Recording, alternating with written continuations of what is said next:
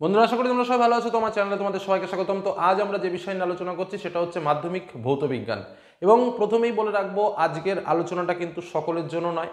যারা সারা বছর পড়াশোনা করনি, ফিজিক্স বা ভৌতবিজ্ঞান নিয়ে, ফিজিক্যাল সায়েন্স নিয়ে আমরা টেনশনে রয়েছি, তাদের জন্য। অভিজ্ঞ শিক্ষকদের পরামর্শ অনুযায়ী আমি যে তথ্যগুলো পেয়েছি, তারা যে পরামর্শ দিয়েছেন যে এই মুহূর্তে যে কিছুই পড়েনি, একদম আমার প্রশ্ন ছিল এরকম যে স্যার এই মুহূর্তে কিছুই পড়েনি, কি করলে সে অন্তত পাসটা করতে পারবে, বা হাতে আর যে সময়টুকু আছে সেই সময়টুকু সে কিভাবে প্রিপারেশন নিলে সে পাস করতে পারবে। তো তার উত্তর ঠিক যেভাবে এসছে আমার কাছে, আমি 4-5 জন ভৌতবিজ্ঞানের শিক্ষকের সঙ্গে কথা বলেছি, সেই উত্তরটাই আমি তোমাদের সামনে রিপ্রেজেন্ট করছি আমার মতো করে। বোঝা গেল কি বললাম? তো এবার আসা যাক মূল বিষয়ে। ভৌতবিজ্ঞান পাস করাটা খুব কঠিন নয়। প্রত্যেক স্যারদের কাছে একটাই উক্তি, পাস করাটা খুব বেশি কঠিন নয়, খুব সামান্য চেষ্টা করলেই সে পাস করতে পারবে। বলে কেউ যদি মাত্র 10টা ঘন্টা পড়াশোনা করে তাহলেই সে ভৌতবিজ্ঞান পাস করতে পারবে। এটাই হলো মূল কথা। তো সেই 10 ঘন্টা সে কিভাবে পড়বে বা কী দিয়ে কী করলে অন্তত সে পাস মার্কটা পাবে, ফেল সে করবে না, একদম সেই টিপস, সেই বিষয়বস্তু তোমাদের সামনে আমি তুলে ধরবো। তোমরা জানো যে ইতিপূর্বে আমি তোমাদের জন্য ভৌতবিজ্ঞানের মেইন যে পার্ট, অর্থাৎ 2 মার্কের সাজেশন, 3 মার্কের সাজেশন, আবার দুটোকে মিলিয়ে একসঙ্গে সম্পূর্ণ সাজেশনও শেয়ার করেছি এবং একটা শর্ট কোশ্চেনের বান্সও শেয়ার করেছি। এবং ইতিমধ্যে আমাদের আরও একটা 100 শর্ট কোশ্চেন রেডি হয়ে গেছে, সেটাও খুব তাড়াতাড়ি তোমরা পেয়ে যাবে। তো প্রথম যে কথাটা বলবো, যে সহজ সহজ তথ্যগুলো তোমাদের সামনে শেয়ার করছি, এগুলো একটু মন থেকে বুঝে নাও এবং যেটুকু সময় আছে সেই সময়টুকু এই বুদ্ধি খাটানোর চেষ্টা করো। তাহলে দেখবে পাস মার্ক নয়, 50% নর্মালি ক্রস করে যাবে। তোমরা যারা ভাবছো যে আমরা ভৌতবিজ্ঞানে 0 পাবো, তাদেরও বলছি তারাই 50% ক্রস করে যাবে। আমি বলছি না 100তে 100 পাবে, কিন্তু 50% ক্রস তোমরা করতেই পারো, এবং খুবই শান্তিপূর্ণভাবে, খুবই কম পরিমাণ খাটাখাটি করে। তো চলো মূল বিষয়টা কি আছে আমরা একটু দেখে নিই, আর একদম কিভাবে কি করতে হবে, কিভাবে কি পড়তে হবে, টু দা পয়েন্টে তোমাদের সামনে ডিটেলস আলোচনা করছি। তো আসা যাক মূল আলোচনায়। তার আগে বলবো, যারা এখনো চ্যানেলকে সাবস্ক্রাইব করোনি, কি হলো, সাবস্ক্রাইব করে নাও। তো চলো, ভৌতবিজ্ঞান প্রথম আমরা সাবজেক্টে চলে আসি। পাস মার্ক কত? 25। প্রজেক্টে আমরা ন্যূনতম 7 ধরলাম। স্বাভাবিকভাবে প্রজেক্টে 9 বা 10 স্কুল থেকে কিন্তু দিয়ে দেয়, 9-10 কিন্তু দিয়ে দেয় প্রজেক্টে। তবু আমি সব থেকে কম ধরেছি 7 মার্ক। তো যাই হোক, আমার তাহলে 25 থেকে 7 বাদ দিলে আমার কত থাকে? 18 মার্ক। অর্থাৎ আমাকে টোটাল রিটেনে কত পেতে হবে? 18 পেতে হবে। কথাটা বোঝো, আমি দুইভাবে তোমাদের সামনে আলোচনা করব। একটা হচ্ছে বদমাইশ বুদ্ধি, আর একটা হচ্ছে সব রকম বুদ্ধি, ভালো বুদ্ধি খারাপ বুদ্ধি মিলেমিশে। তো বদমাইশ বুদ্ধিটাতে শুধু কোনো মতে টেনে টেনে পাস মার্ক হবে, এটুকু বলে রাখছি। সেক্ষেত্রে কিছু পড়াশোনা করার দরকার নেই। আর একটু ভালো করতে গেলে একটু পড়াশোনা করলে শান্তিপূর্ণভাবে পাস করবে, এটাই হলো মূল কথা। তো আমাকে কত লাগবে? 18 মার্ক লাগবে। কোশ্চেন প্যাটার্নে আসি। প্রথম আমাদের এমসিকিউ কোশ্চেন, 15টা এমসিকিউ কোশ্চেন।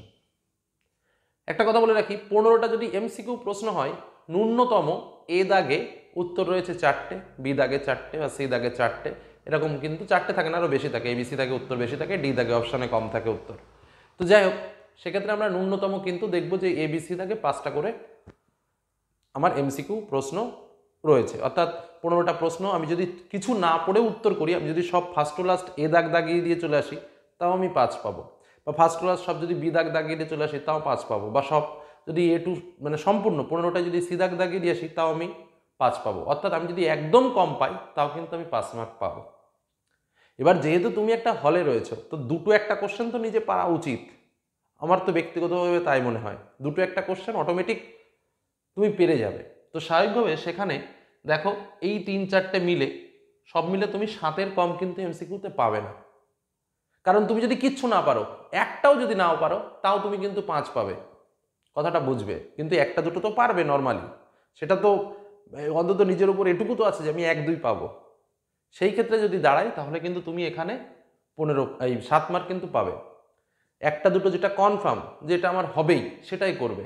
না হলে এ বি বা সি তার মধ্যে একটা দাগ দিয়ে দাও, কিছু তো একটা হবে, শূন্য পাত থেকে কিছু তো একটা হবে। কিন্তু সবগুলো একই দাগ করবে, একটাতে এ দাগ করলাম, আর একটাতে বি দাগ করলাম, আর একটাতে সি দাগ করলাম, এরকম করলে কিন্তু একও পাবে না। বোঝা গেল কি বললাম? যেটা করার একটাই করবে, যদি উত্তর না জানা থাকে। এটাই কিন্তু মোক্ষম অস্ত্র। চলো প্রথম কাজ। তাহলে এখান থেকে কিন্তু আমি 7 মার্ক অটোমেটিক্যালি পেলাম। নেক্সট যে পার্টটা বলি, আমাদের এসএ কিউ কোশ্চেন, 21টা মার্ক আছে ওখানে। খুব ভাইটাল একটা বিষয় কিন্তু এসএ কিউ, কারণ 21 মার্ক। এবার এই এসএ কিউ এর মধ্যে দুটো জায়গা আছে, দেখো, দুটো সত্য মিথ্যা পাবে আর একটা বাম স্তম্ভের সঙ্গে ডান স্তম্ভ পাবে।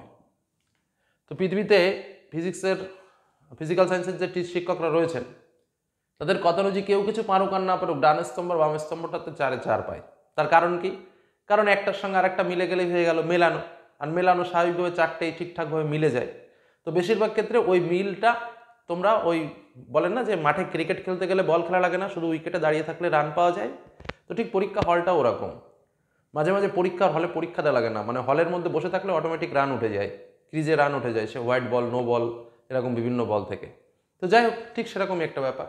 তো সেখানে কিন্তু তোমরা ডান স্তম্ভ এবং বাম স্তম্ভ কিন্তু অটোমেটিক্যালি যে 4 মার্ক রয়েছে সেই 4 মার্কটা কিন্তু তোমরা অর্জন করতে পারবেই পারবে। তার সঙ্গে সত্য মিথ্যা রয়েছে 2 মার্ক। তো আমি সত্য মিথ্যা 2 মার্কের জন্য আমি যদি পারলাম তো 2-এ 2 পেলাম, যদি আমি না পারি দুটোই সত্য লিখবো বা দুটোই মিথ্যা লিখবো, অন্তত আমার একটা তো হবে। তাহলে স্বাভাবিকভাবে সেখান থেকে কিন্তু আমার 5 মার্ক আমি ইজিলি পাবো, একদম শান্তিপূর্ণভাবে 5 মার্ক কিন্তু আমি পাবো। এখানে আমি যদি কোনোদিন চর্চা নাও করি তাও এদিকে 7 এদিকে 5, অটোমেটিক কিন্তু আমার এটুকু হচ্ছে। আবার ঠিক একই ব্যাপার যেটা আমি বলবো, যেহেতু 21টা প্রশ্ন, সেহেতু 21টা প্রশ্নের ভেতরে একটা দুটো কোশ্চেন তো আমাকে পারা উচিত, আমি সে টিপসটাও দেবো কীভাবে পারবো, বা 3-4টে কোশ্চেন তো আমার পারা উচিত। কারণ 21খানা কোশ্চেনের ভেতরে স্বাভাবিকভাবে 5 মার্ক তো আমি এদিক ওদিক দিয়ে জোগাড় করে ফেললাম। আবার তার থেকে আবার প্রত্যেকটা কোশ্চেন, বেশিরভাগ কোশ্চেনে অথবা দেওয়া আছে, মানে মোট ওইটুকু জায়গায় প্রায় 30-35টা কোশ্চেন, তার ভেতরে একটা দুটো কোশ্চেন আমি লিখতে পারবো না? একটু নিজেকে ভেবে দেখো তো, অবশ্যই অবশ্যই পারবে, কিছু কোশ্চেন তো পারবে। তো আমি সেখানে মাত্র 5টা কোশ্চেন ধরলাম যেটা তুমি নিজে লিখতে পারবে। তো সেটাও যদি তুমি লিখতে পারো স্বাভাবিকভাবে এখানে কিন্তু আরও 10 মার্ক তুমি গেইন করলে। তাহলে তুমি দেখো অটোমেটিক এই ফার্স্ট পার্টটাই তুমি এদিকে 7 মার্ক এদিকে 10 মার্ক, মানে অলরেডি তুমি কিন্তু 18 মার্ক পেয়ে গেছো। এবার যেটা তোমাদের বলবো, নেক্সট আমাদের রইলো 2 মার্কের প্রশ্ন এবং 3 মার্কের প্রশ্ন। আমি তোমাদের সাজেশন তুলে ধরেছিলাম, 2 মার্কের প্রশ্ন সাজেশন তুলে ধরেছিলাম, আমি আর ডিটেলস আলোচনা এখন যাচ্ছি না। এই ভিডিওর ডেসক্রিপশন বক্সে আমি লিঙ্ক দিয়ে দেবো, সেখান থেকে তোমরা 2 মার্কের সাজেশন 3 মার্কের সাজেশনগুলো দেখে নিও, খুব উপকারে লাগবে এটুকু বলি। কারণ একদম কম প্রশ্ন এবং এই সাজেশনটা সকলের জন্য করা হলেও দুর্বলদের উপরে ভিত্তি করে বেশি ভাবনা চিন্তা করে কিন্তু এই সাজেশনটা করা হয়েছে। কোনো রকম কোনো ক্যালকুলেশন নেই, কোনো রকম কোনো কঠিন কোশ্চেন নেই, মানে একদম ঠিক যেটুকু পড়লে তোমার পাশে কোনো বাধা হবে না, ঠিক সেরকম টাইপেরই কিন্তু বিষয় এর মধ্যে লিপিবদ্ধ রয়েছে, মানে চ্যাপ্টার ওয়াইজ, মানে সেটুকু মাস্ট, যেটুকু রয়েছে সেটুকু না পড়লে নয়, সেটুকুই দেওয়া রয়েছে। তো যাই হোক, 2 মার্কের প্রশ্নের জন্য দেখো অনেকগুলো চ্যাপ্টার রয়েছে, আমি কিন্তু তোমাকে সব চ্যাপ্টার পড়তে বলছি না। চেষ্টা করো, পরিবেশের জন্য ভাবলা, গ্যাসের আচরণের কিছু প্রশ্ন, আলো, চলতড়িৎ, ধাতুবিদ্যা এবং জৈব রসায়ন, এই যে পার্ট কটা বললাম, কেন বলছি এই পার্টগুলো, অন্য পার্টগুলো কেন বলছি না? কারণ এই পার্টগুলোর প্রশ্ন যারা একবার দুবার রিডিং পড়ে তাদেরই মনে থাকে, কোনো কঠিন বিষয় নয়। আবার দেখো এই যে পরিবেশের জন্য ভাবনা, এই চ্যাপ্টারটা তুমি যদি দেখো, ভূগোলেও এই চ্যাপ্টার রয়েছে, অর্থাৎ এটা কিন্তু খুব একটা ইজি পার্ট। আলো একটা ইম্পর্টেন্ট পার্ট। নেক্সট আমি চলে আসি 3 মার্কের জন্য। দেখো গ্যাসের আচরণ, নামটা কঠিন হলেও খুবই সহজ, তাপ, আলো, এই পরীক্ষাগারের রাসায়নিক শিল্পে জৈব রসায়ন, এই চ্যাপ্টারটা কঠিন হলেও মজাটা কোথায়, এখানে 3টে প্রশ্ন রয়েছে, আমি সাজেশনে তুলে ধরেছি, 3টে প্রশ্নের মধ্যে একটা প্রশ্ন কমন পাওয়া যায়, তাই না? তাহলে এখান থেকে তো আমি ফুল মার্কস, আমার তো সব দরকার নেই, আমি তো কিছু তো মার্কস পেতে পারি। তো যাই হোক, তাহলে আমি যেটা তোমাদের বলতে চাইছি, এই যে চ্যাপ্টারগুলো থেকে অন্তত 3-4টে প্রশ্নের উত্তর তুমি ভালোভাবে পারবে, খুব সুন্দরভাবে লিখতে পারবে। কেন? কারণ তুমি যদি এই যে 4টে চ্যাপ্টার সারা মাস ধরে তোমার যেটুকু সময় আছে সেই সময়টুকু যারা দুর্বল তারা এই 4টে চ্যাপ্টার পড়ো, আর কিছু পড়ার দরকার নেই। কেন বলছি? পরিবেশের জন্য ভাবনা চ্যাপ্টার, আলো চ্যাপ্টার, তাপের ঘটনাসমূহ এবং চলতড়িৎ, সব থেকে সহজতম চ্যাপ্টার ভৌতবিজ্ঞানে, এই কটা চ্যাপ্টার ভালো করে পড়ো। কারণ কি? কারণ পরিবেশের জন্য ভাবনা চ্যাপ্টার থেকেই তুমি 5 মার্কের প্রশ্ন পাবে, একটা এমসিকিউ পাবে, দুটো এসিকিউ পাবে, একটা 2 মার্কের প্রশ্ন পাবে। আলো চ্যাপ্টার থেকে দুটো এমসিকিউ পাবে, দুটো এসিকিউ পাবে, তারপরে তোমার 2 মার্কের কোশ্চেন দুটো পাবে, আবার 3 মার্কের কোশ্চেন একটা পাবে। বোঝা গেল? তাপের ঘটনাসমূহ চ্যাপ্টার থেকেও তাই 1, 1, 3, চলতড়িৎ থেকেও ওরকম নম্বর আছে। তো যাই হোক, আমি যদি এই 4টে চ্যাপ্টার, যেটুকু সময় আছে সেইটুকু সময় যদি এই 4টে চ্যাপ্টার নিয়ে খাটি, তাহলে আমি অটোমেটিকভাবে 12 আর 5 17, 17 17 34, তো 34 মধ্যে আমি সব থেকেও যদি কম পাই তাও আমি 20 থেকে 25 মার্ক কিন্তু পাবো। তা দেখো তো, এই 20 মার্কটা আমার কিন্তু যে কোনো মূল্যে পেতে হবে, এবং এইটুকু পড়া খুব বেশি ব্যাপার না। আমি সারা ভৌতবিজ্ঞান বই তোমাকে পড়তে বলছি না, আমি জাস্ট এই 5টা চ্যাপ্টার পড়তে বলছি। যদি কেউ এই 5টা চ্যাপ্টার কমপ্লিট করতে পারো তাহলে স্বাভাবিকভাবে কিন্তু তার পূর্ণমান 34, আর ওদিকে তোমার প্রজেক্টে ন্যূনতম 7-8, তার সঙ্গে আরও এক্সট্রা কিছু শর্ট কোশ্চেন মিলে টিলে সে কিন্তু অটোমেটিক 50-60-র কাছাকাছি সে নম্বর চলে যাবে, 60%-এর কাছাকাছি তার নম্বর যাবেই। যদি জাস্ট এই 4টে চ্যাপ্টার পড়ে কেউ যদি এই মানে 34 মার্কের অ্যান্সার করতে পারো।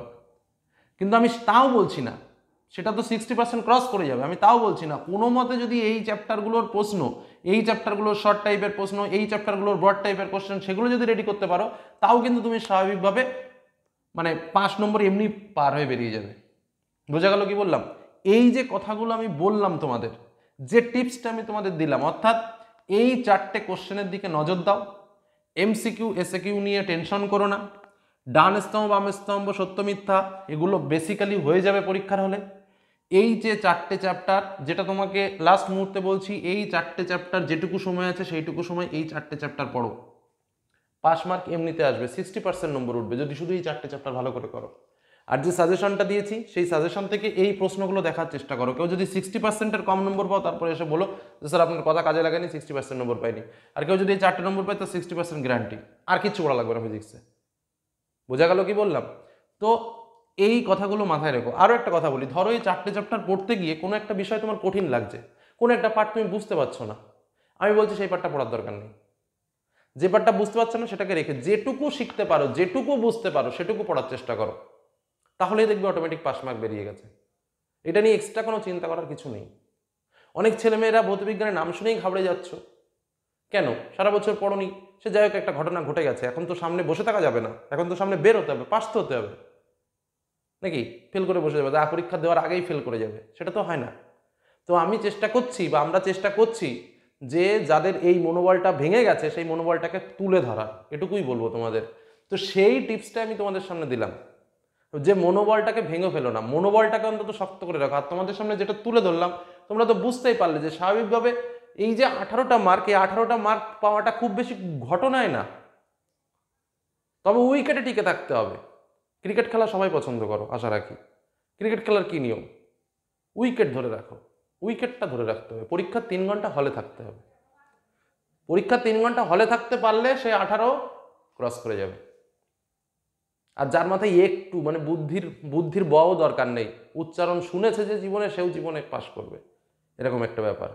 তো এই আলোচনা তোমাদের দিলাম। আর এই আলোচনার মূল সারবস্তু যিনি দিয়েছেন, তিনি আমাদের ভৌতবিজ্ঞানের 3-4জন শিক্ষক রয়েছেন, সুজয়দা রয়েছেন, তারপর আমাদের ইন্তেখাব স্যার রয়েছেন, তারপরে আমাদের সুকুমারদা রয়েছেন। তাদের অসংখ্য ধন্যবাদ জানাই, কারণ তারা আমাকে পড়িয়ে ছড়িয়ে মানুষ করেছে বলেই তোমাদের সামনে এইগুলো রিপ্রেজেন্ট করতে পারলাম। তো আজকের মতো এখানে শেষ করছি। সকলে ভালো থেকো, সুস্থ থেকো, সাবধানে থেকো। ধন্যবাদ।